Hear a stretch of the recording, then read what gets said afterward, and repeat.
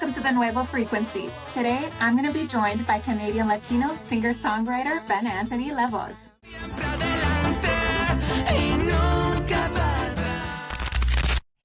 Can you share how your upbringing influenced your passion for Latin music? Well, I think my upbringing really comes growing up with hearing my dad playing music. I remember before you had that whole get up, the big bocinas. Now it's a little different. You used to have you have to have an amp and everything. He was very proud of that.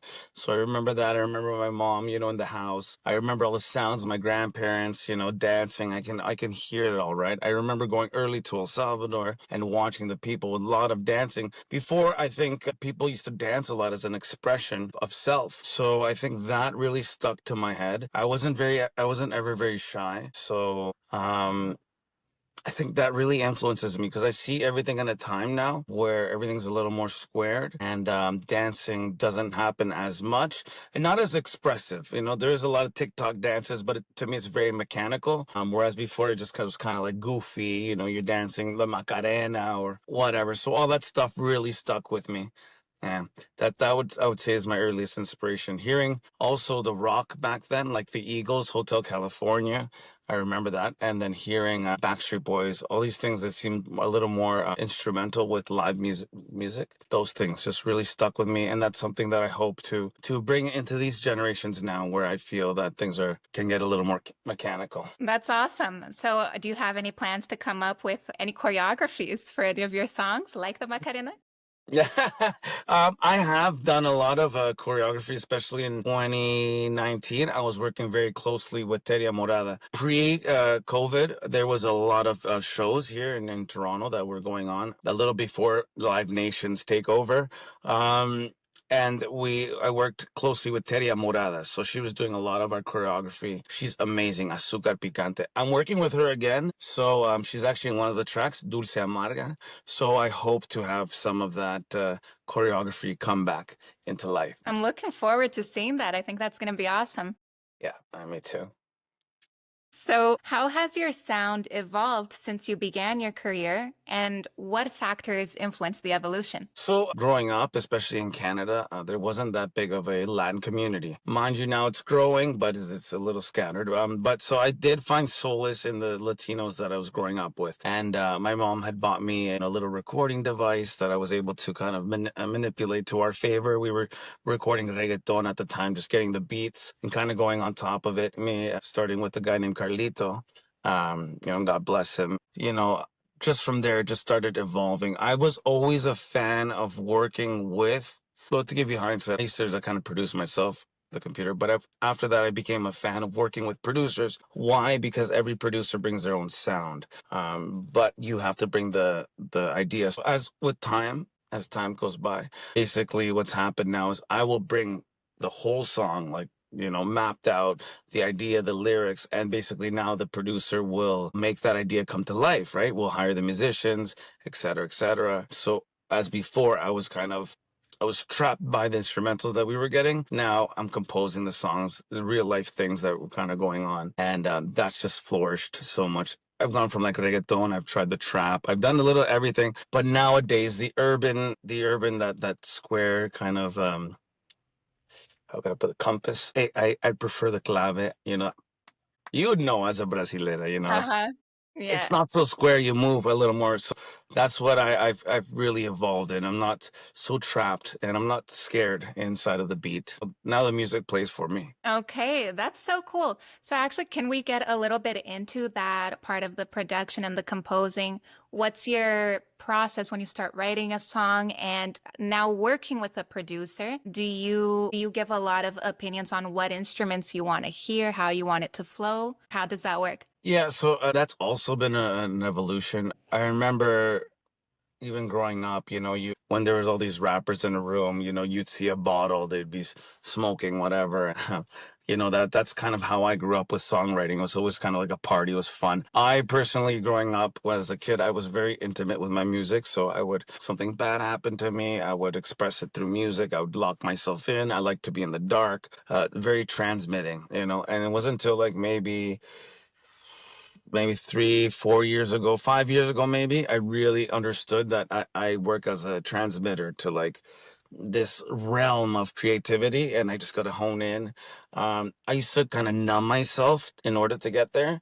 Um, but I think now, especially with the help of my team, I don't have as much stress, so I don't have to numb out everything to kind of just hone into the writing. So now I kind of just, I feel whatever I'm going through with life, and I let it come out, and that then gets jotted down on notes. I record it in my house, and I'll bring that to the producer. He then will, they can say, let's put trumpets here, trombone. Usually they're pretty good. I've been working with these producers for over 10 years now, so they know me. We have that relationship, but for the most part, basically I call the shots because it's how it has to make me feel. It's expression. So if I want to feel a little, this was sad, I got to make sure that it expresses that. And sometimes maybe you go to the producer and they're having a great day, and I'm just like, hey guys, I want to do something a little melancholy, and we gotta be able to hone into it. And that's the beauty of music, right?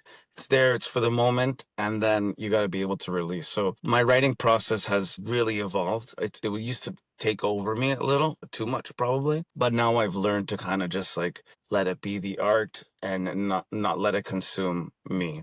I shouldn't have to sacrifice so much.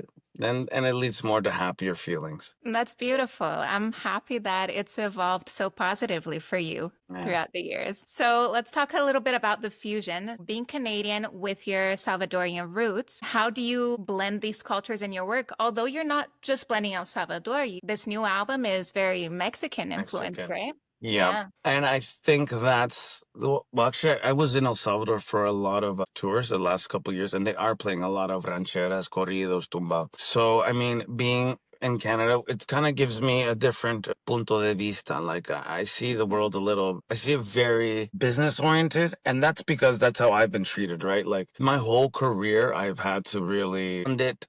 Front, everything in order for it to happen. Whereas in El Salvador, they do it kind of more for fun, as a way to unite. It's a very community feeling. Hey, let's go sing at a place. Here it's like, okay, you want to be with this person. They're like, this is what I charge, and then blah blah blah. Right?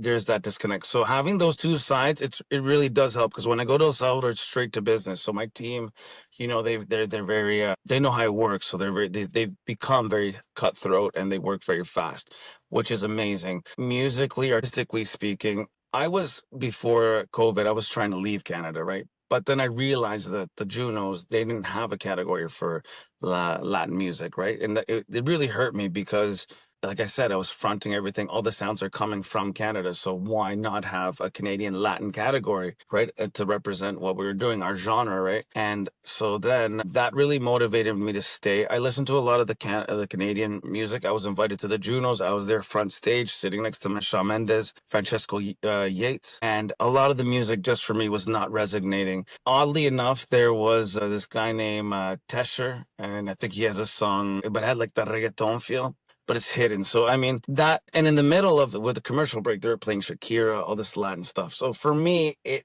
fueled me, right? Because this music is being created in Canada. This music with the feel of El Salvador, Mexico, wherever it be. It's very multicultural here. I'm not afraid to explore, but that's what kind of drives me. And that's where the Canadian influence comes as of the moment. It needs to be less conservative and be more accepting and honest, of what's going on here. There's a lot of business that I don't necessarily agree with the way it's run here. Because we got to remember, Canada does not have any major record label. It always serves as a sister company. So if somebody's really good, you'll either go to UK or the States, and we lose a lot of our talent, a lot of our influence. So that being said, and to kind of conclude, it's what drives me as a Canadian artist. It's like rebel, it's underground. It's, you got to do everything by yourself. But the sounds I derive from my culture. So I just love, you should be able to dance, not be afraid, grab a partner and dance. So that's where they mesh. One is very mind, the other one is heart. And I guess you know which one's what. Yeah, you need a little bit of both to really excel and succeed. You see Grammys, has Carol G, has Bad Bunny. They're all winning at the Grammys, the English speaking one. So it's time. It's Yeah. time. Yeah, it is. It really is. And so let's dive in a little bit to where you've performed, which is so many places. Let's say Indonesia, France, El Salvador. And I know there's so many others, right? So, but let's get into a little bit of that first. How have these experiences, sorry, shaped you as an artist? I think we could bring this really back to going out to the world and seeing how music is appreciated on a different level. It's not so vain, you know. Especially, I remember Indonesia performing with just some local people, sometimes with a guy on an acoustic guitar. So much soul, so much passion, so much reception from the people watching, the audience. Very humbling. It's just very humbling. And then after that, it's not like, let's go to the biggest nightclub and party, you know, celebrate. It's just, and after that, you go home, you have a nice meal. All these shows that I've had around the world were just very humbling. And I try my hardest to keep myself very humble because it's art and it's an expression of self. There's good, there's bad, there's all these emotions, and they're just part of the human experience, not the business fiasco that needs to be on top of the artist and their team. It shouldn't be like that. We should do it because we love it. They actually let the artist be the artist. And that's just the most, that's the, every time I know I'm going to another country like that, I just get excited because I'm like, I'm ready to be humbled, like kind of not my guard up so much. And it's beautiful. That's so nice. And how about other places that were a bit bigger performances, like the Global Summit on Education in Japan and the Miss Universe pageant and the Telemundo's Scale Ocho Festival in Miami? How do those differentiate from the other ones? So on my, you know what? Like it's so funny because every one of those movements was all done by different facets of my management team. So it's so amazing how an artist is influenced by their team. These are all great shows, and the funny thing is, like, what I remember the most was the way I was brought to by my management team at the time. So I mean, the show was the show. You know, Miami, there are lots of Cubans. That's the biggest street festival in all of the Americas. It's huge. It's massive. Sponsored by like very very big companies. It's free. It's amazing. It brings a lot of big artists like Pitbull, Gloria Estefan. So the energy is very high. And then you go up there, people just loving it. But then we have Japan. It's entertaining because they're a little more reserved, but they want to dance. They dance, but they're very methodical. So it's very beautiful to be over there. And also the Telemundo, no, the Miss Universe, that was very good. That was a very strong tour there. The Salvadorians, oddly enough, they're very in tune. Either you're like a Bad Bunny and they get it, or if you're doing the folk music, they're very receptive to it, which I'm coming out with new music that entails that. But because my genre was a little different, it took them like a little bit to kind of get used to it, to warm up. But once they warm up, it was amazing. But again, they're all amazing thing. It's all comes down to a team. The artist really, really needs a team. And I'm just so grateful. I'm humbled by it. I give it my all when I do it. And I'm looking forward to doing these things again. However, with a bigger band and more dancers, maybe some more choreography. And I guess just getting I want to do all these things again, but I want them to be more joined because it was different teams doing it. It felt very disjointed to me, very Mhm. fun. But I'm looking forward to my new team, these new movements that we're doing, that it'll just be one cohesive tour. And I just want to see everyone's reaction to the same songs. I have such a big repertoire. So like for Miami, I'll play certain songs. For Japan, they were big on the salsa.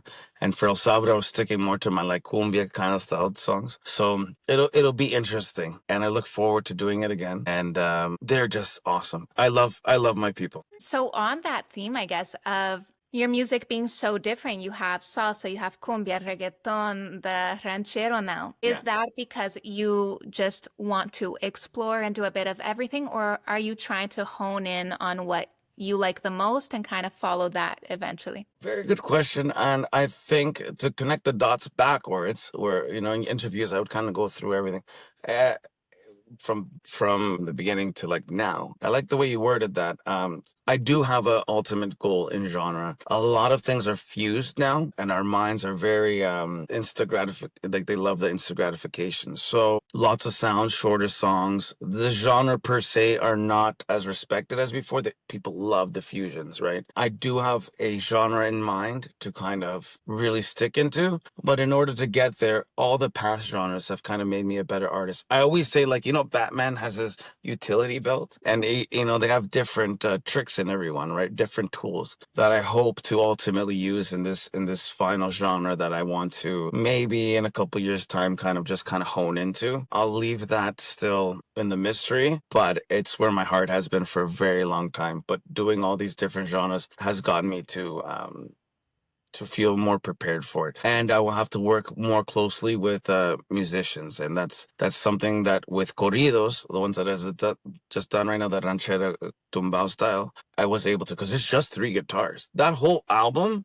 is just three guitars until the end where we add the drums. But spoiler alert, but yeah, it is the just with the musicians. So it was a very good intro to that, and thank you for that question. Yeah, for sure. I'm looking forward to see what you end up deciding on because right now it's a lot of fun seeing everything you can do. You have a lot of dynamic to you. So Yeah. I'm interested to see what you end up with. I'm very interested to see if the labels and everything are gonna erase the past one and then go. That happens a lot with artists, right? Like they'll have their category, they're like this, and then they erase it, they start anew. I've had people who wanted to do it, and at the time I wasn't ready, but we'll see. Sometimes artists, just let's just say they're doing reggaeton or something, but before they were doing acoustic or something. I Yeah. wonder what's gonna happen. Yeah, that's actually an interesting thought because for some artists, it's all what the label wants and puts them in. And so that's interesting. Would you be open to shifting what you're planning if a label said to do something else? So I was approached twice, three times approached. Those deals are extremely tricky and scary. At the time, I wasn't. But now, becoming more mature and stuff like that, if my team, because I trust them with everything, if they saw that it was in our best benefits, I wouldn't mind. But everything I do has there's CDs, there's hard copy, there's always going to be a remnants of it. But at this point, we have to do whatever needs to be done so that the Canadian Latin sound gets out there. The Juno sees us. We got to do what we got to do, but it will not be lost. I want to put it in every library. I'm going to hide it. The Yeah, CD. that's awesome. And I love that you still do a hard copy of it. Yeah. If there was a solar flare that wiped out all technology, CDs would still work, That's apparently. good. We don't Wow. know. Well, I don't know. Well, hopefully that doesn't happen, but Yeah. good to know that the music would still survive that. Yeah.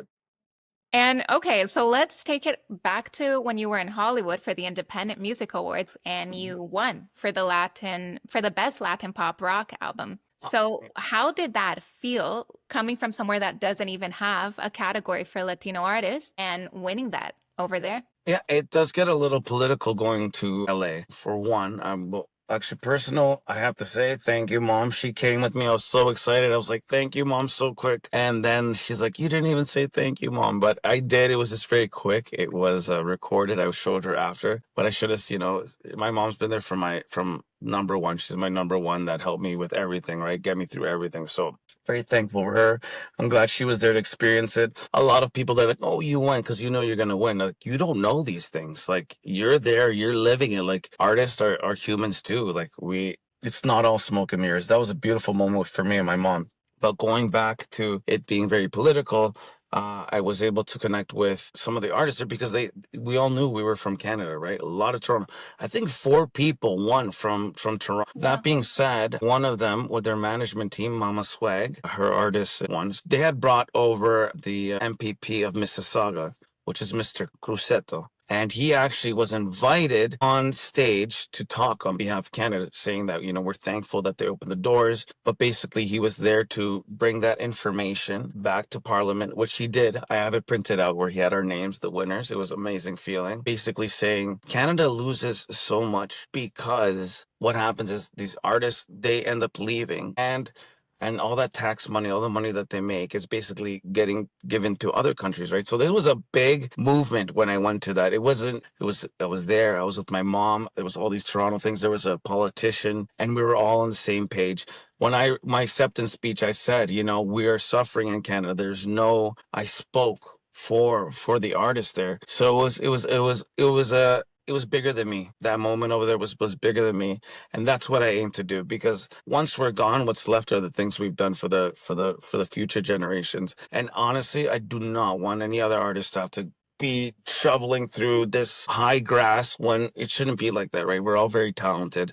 We all got souls. We all got a future, bright future here in Canada. I love the Toronto artists. They got to learn to be a little more united, but that's from fear that we've kind of been like crabs. But ultimately, I think with more of these movements, like the HIM Awards in LA, I think bringing us together like that is going to ultimately be a huge factor in this huge movement that is right under us, which is the Canadian Latin music scene. Yeah, it's approaching quickly. And I did see that speech actually that you're talking about. And it's fantastic that you took that opportunity and you weren't selfish with it. You Yeah. said something that's going to help the the other artists and future generations like that. Um, Yeah. yeah. But you've also opened shows for bigger artists like Bad Bunny, Prince Royce, Nicki Jam, Ozuna, and that's pretty crazy. So how did those come to be? How was it like for you? So you're getting all the tea and the knowledge of how the industry well it works. So before there was as many shows from Live Nation. So again, it was a little like it was before COVID. Live Nation during COVID, Live Nation really honed in and bringing those artists. You remember there was like those concerts that were the first ones. They were like fully packed. There was a lot of artists, Latin artists that they brought over.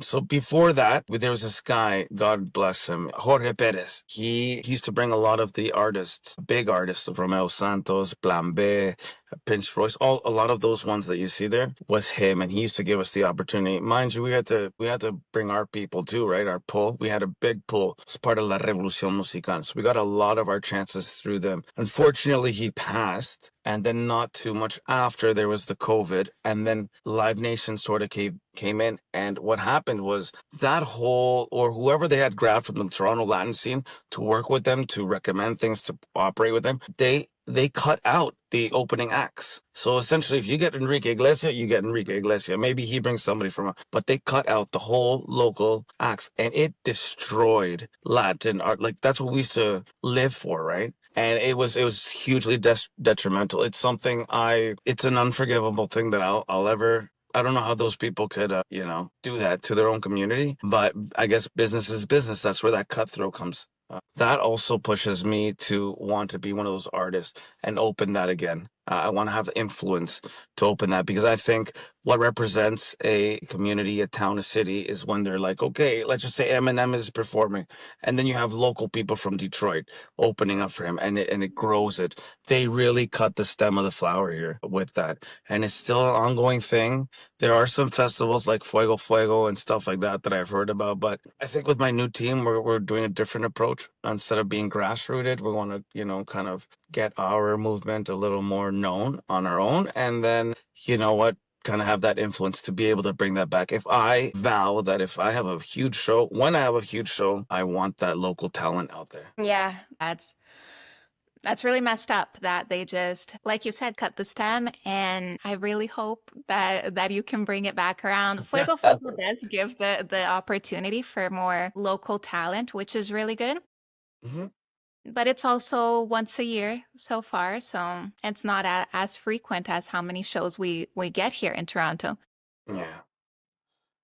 But you also opened a show for Alpha in El Salvador. Yeah. So I imagine the political, as you like to say it, is very different then. It is very different. In El Salvador, again, and there's that shyness. So when I shyness from other artists, they're very humble people, right? They're very very humble. I mean, there's no other word to really describe it. So when I go in, it's just like it's basically whatever's going on there. I'm very well connected. I can basically, just plug and play, insert. We're ready to go. And every time I go to El Salvador, we have a show ready. So with El Alfa, we had caught wind because I was going to go perform at a disco. The same owner had brought him to the beach, and so it was just like, hey, you know what? Here's the opportunity. It was that day. It all just happened that day. I went. It was amazing, great energy, and El Alfa's amazing. And then it wasn't too much longer. Then from there, he got a huge hit, and everyone was just like, whoa. But I'm an artist. I'm very passionate about what I do, and the universe kind of aligns things for me. but I always like to remind people, at least my path is a very human one. Like these, I get excited for these things because they're happening on real time, and other people get excited. They're like, oh, I think it was a big facade or something, but no, it's just it's the universe being good. I love that you mentioned the universe. I believe strongly in that everything is going to happen at its time for Yeah, that. that's So, beautiful. yeah. So let's talk about your new album. I'm going to get you to pronounce it so I don't embarrass myself too much. So when I got this actually from this Nahuatl, which is the native tongue in El Salvador, the indigenous one, I knew I wanted El Camino, which is like, the road, the path. But then I was like, how can we do it a homage to this? It's a dying language, right? And I want to kind of bring it up. So then he had to tell me for like 3 days. I could not get it. And even to this day, my team knows how to pronounce it better than me because I always put the T at the end, but it's like a Q. There's no T. Iuj Tiut. So it's like it's a so el camino means the path, and then it's like the alta superior alegría, like the happiness, a divine path, Oh, right? So, but the way that they pronounce it, languages are so different. It's like Iuj, it's like you're gonna huck a loogie. yeah. Yeah, Yeah. kind of. Yeah, but also when you factor in, and this is what language is, because je parlais un petit peu de français, parle italiano, but it's all a feeling, right? Yeah. This one, when you know what you're saying, is like camino superior, like, and if you actually like, it kind of comes out, you feel it, but you got to think what you're saying, pronouncing, so, but my team does a better job than me. I'll get there. I'm practicing. You will, but that's a beautiful meaning for it. I really like that. So, this album is, of course, very different. And we already touched on you wanting to try different things, but what specifically triggered you to want to try this one? Yeah, the corridos. So again, I was hearing it. I was hearing the Peso Pluma thing, like Ella Baila Sola. I guess that was 2 years ago. I was very intrigued.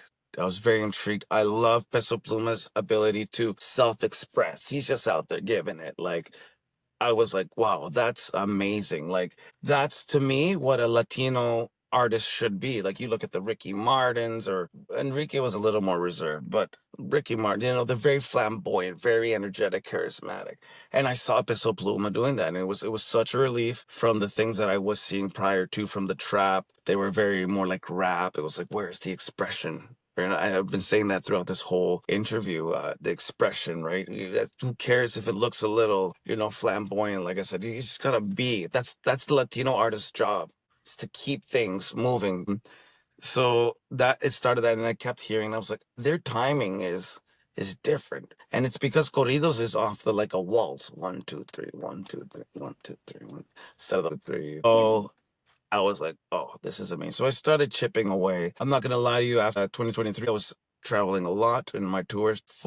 I was kind of rediscovering myself. I was really honing into my not so my infamous ways of songwriting. So, and this was the music. The music, I'm gonna tell you, I had stopped for a little bit because at first it was so deep. You're like so raw. You're like, it's they're drinking, they're just very raw self-expression, kind of like mopey. Like that's the rancheras is always like a heartbreak, very melancholy. So I did have to take away because it was not meshing with me. It was too deep for me. It was too heavy, I should say.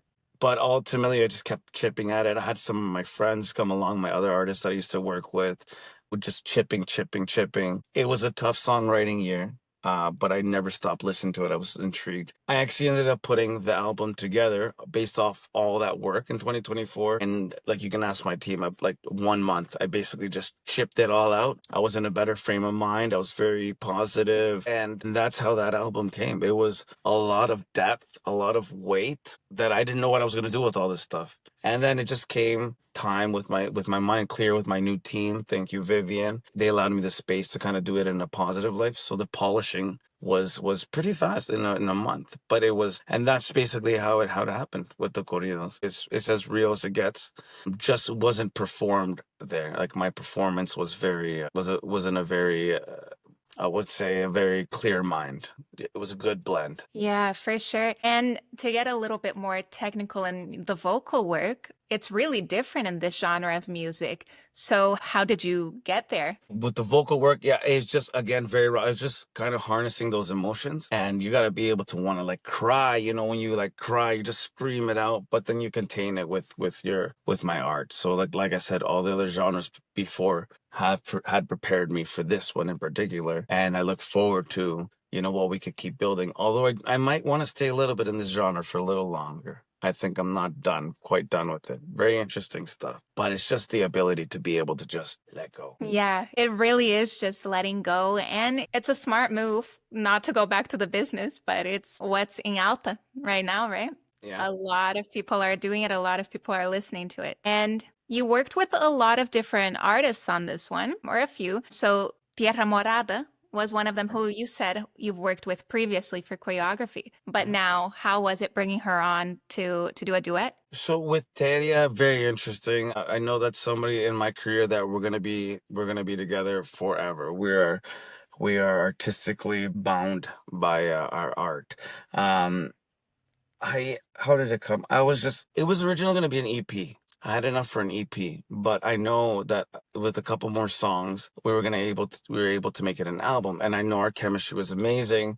I was well rehearsed in this. I just needed to get her and basically pick her mind and then just kind of put it all together. So we met up. It was a great songwriting session. Loved it. She was very cooperative with everything, so it was a very smooth process. And she just nailed it out of the park. She did so great. I'm so proud of her. I'm very proud of that song. I feel very safe with her. I was able to kind of push a little more. And also, we were able to kind of give this positive effect, which is hard sometimes working in this genre because even in some of the newer things we're working, it's easy for the guy to kind of end up being the a-hole. And then the girl, like, oh, he hurt me. So working together cohesively is definitely the way I loved it, and I believe is the way forward for a lot of art. The male and the female part is we're just people, right?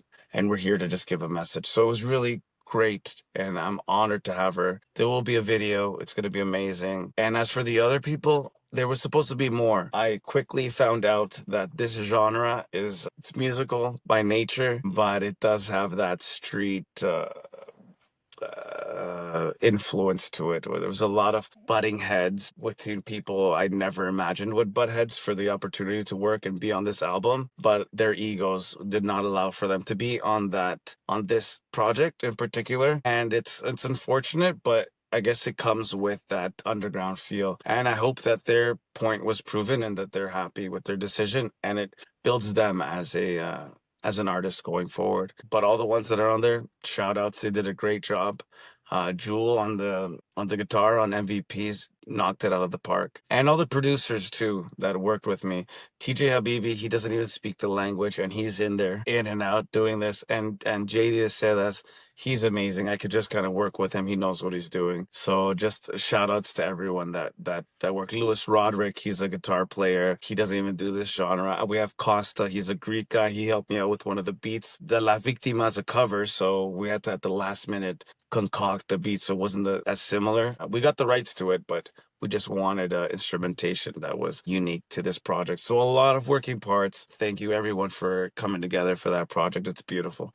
And for those who weren't able to, I hope again they learn and they grow as artists. Yeah, it's a tricky industry, right? It's better working together at the end Yeah. of the day, right? Everything for the community and bringing everyone up, right? Yep. And Selflessness. exactly, exactly. And you seem to be very selfless with it, with all your messaging, and even with Dulce Amarga, how you're saying that you wanted it to be that kind of just people. And the lyrics really showed that. It didn't seem like it was that huge conflict, like you were saying. Yeah.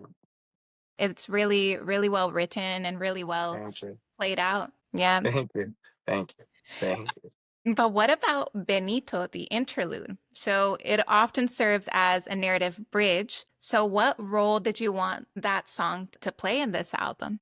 So every time I'm a musician, don't let, man, I'm very selfless, but I don't let people in my inner bubble. There are some people out there that are very amnit to be there, and I listen. And at some point, there is this connecting part. I'm like, oh, I hear your music, I get your vision, and I'll always promise them one song. Like I'll be like, okay, let's do this one song. Everyone thinks it's easy. It's going to be in a week or two, or they know it. I'm like, no, it takes a lot of work. The more disciplined you are, the better. The more focused you are, the better. The more sometimes, but either way, without any resources or anything, I will see it through. Or even if I have to fund it, I don't mind that. So that was one of those. That was one of those projects. So Salsissimo, he doesn't stop sending me songs and music. Like this guy will send me like 10 songs. I'll wake up, there's like 10 new songs. So I was like, okay, we're gonna do this one because he actually wrote it as a homage to me. He's an amazing observer. He's amazing at kind of just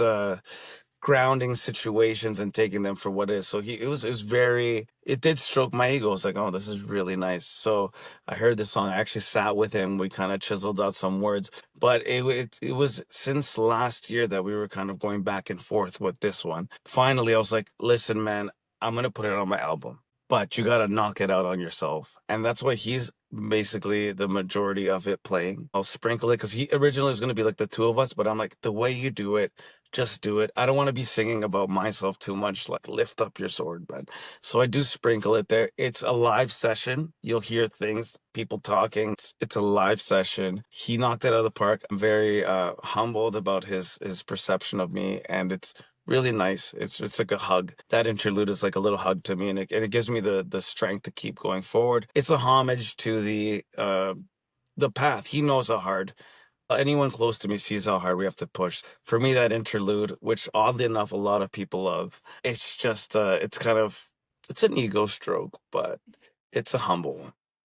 It's very sweet. And whose idea was it to kind of, because you painted a really vivid picture of like I forget exactly how you said it, but let's listen to this oldie and but Yeah, like oldie it's like I track. can envision you saying that, like really well Yeah. done. Yep. It was, and again, with that equality, right? It's nice because you don't see this very often. It's not very often that you have one male musician talk about another male musician in a very positive light. It's very endearing. There's I don't hear I haven't really heard much of it lately, so it's really nice. So when we did the oldies track, it was kind of just bringing that like Latino vibe, and then we play it on the record, and it's just like just give them pure music. That song sometimes it's just like not even on time. It's just so real, humbling, and again, it's all about that equality, and ultimately what you put out in the universe is going to give you back. And that's not the reason why we do it, but I do want when the Juno comes out, which it's going to come out as the Latin category, for it to be a very inclusive genre, something that's not like machismo or gangster or like we're going to the club to drink or we have all these girls or guys or whatever like that. I want it to be at least the first ones to have this opportunity to be a very human experience. Right. Yeah, that's a really great way to look at it. Kind of shift from that old narrative, Yeah. that's not relevant anymore. No, no.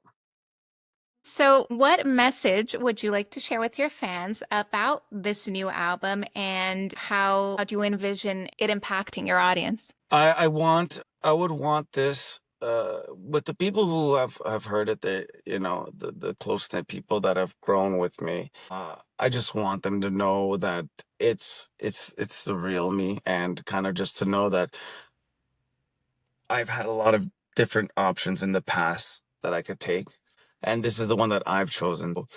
I want it to be humble. I want everyone to remember that I remember everyone who's got me up here, who's helped me here. I'm going to continue pushing because I've seen so many people that we've worked close with just fall off or not understand what we're doing or not want to understand or get sidetracked. And I'm still that 16-year-old boy with that same dream, but now I have that impulse, and I carry each one of them with me on my road, which is our road. And just, listen to it with no judgment. I think what I want for the Canadian Latin sound is like we were talking about, something inclusive, not so like in tune. Is it the top 40? No, we're creating our own path, and this is ours. And whatever is sold on the business by record labels and what you hear is being pumped in to the consumerism, that's one thing. But music and art is should be another thing, something that we kind of feel alive and feel connected. And so I just want everyone to know that this is our path together. It's a beautiful one. It's a sacred one. And I'm really looking forward to seeing what my team and